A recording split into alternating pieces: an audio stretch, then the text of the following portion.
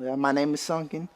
I know it's a crazy, unique name. Nobody's ever heard of it, but that's my name. I grew up in New York, in Brooklyn, and I moved around a lot to the point where we had to flee the country in a sense. Me and my brother would constantly watch our parents fight, and so I had to grow up very fast.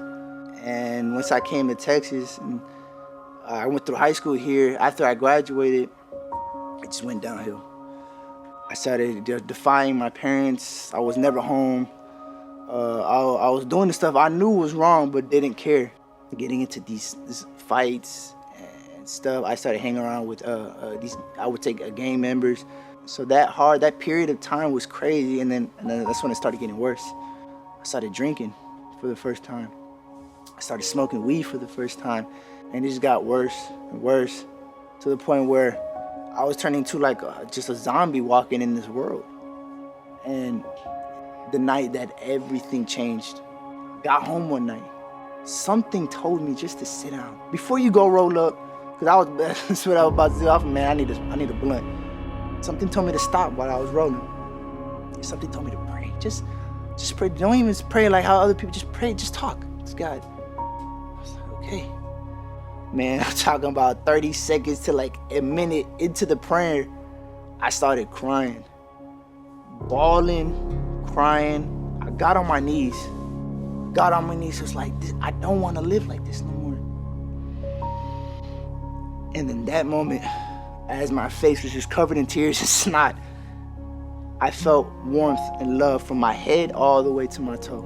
And I physically felt, I kid you not like just a regular feeling, I physically felt somebody come like on the side of me, get down with me and just hug me so tight.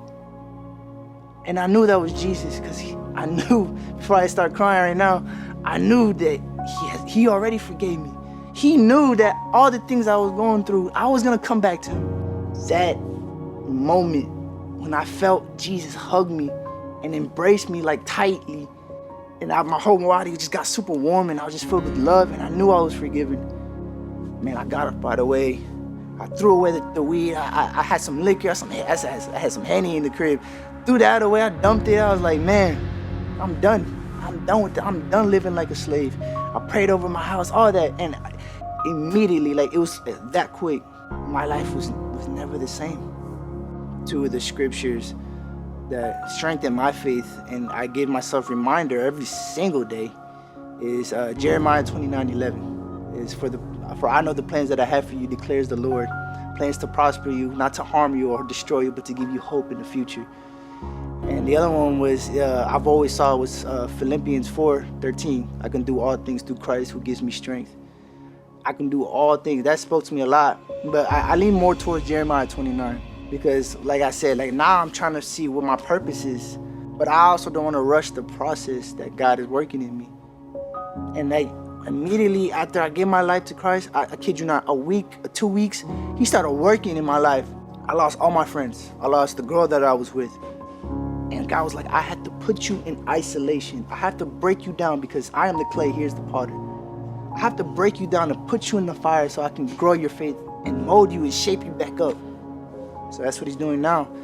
I texted Pastor Tito and I was like, bro, what can I do to serve, do this? And he told me, bro, just serve, just start out. And I was just like, you know how in the beginning, I feel like this is everybody. You're on fire for God, but then all of a sudden you get attacked and boom, now you're on the devil's radar. He didn't care before because you was living in sin. So he's like, oh, I ain't worried about him. But now I feel like the devil got a whole drawing board of me. I was like, all right, I'm gonna attack him with this. Oh no, here's a weak moment right here I can use. So it's crazy. So I texted Tito and I was like, what can I do? What can I do? I want to do this and I'm trying to serve others. But I got to remember that God was like, wait, hold on. Slow down. Let me work in you first before I've called you what to do. And I was like, I know I had a serious gut feeling. I don't know what it is yet. I don't know what hidden talents he has in me. But I know seriously that I'm going to be used to be impactful. And I want to say specifically to people my age or people, younger people like in high school.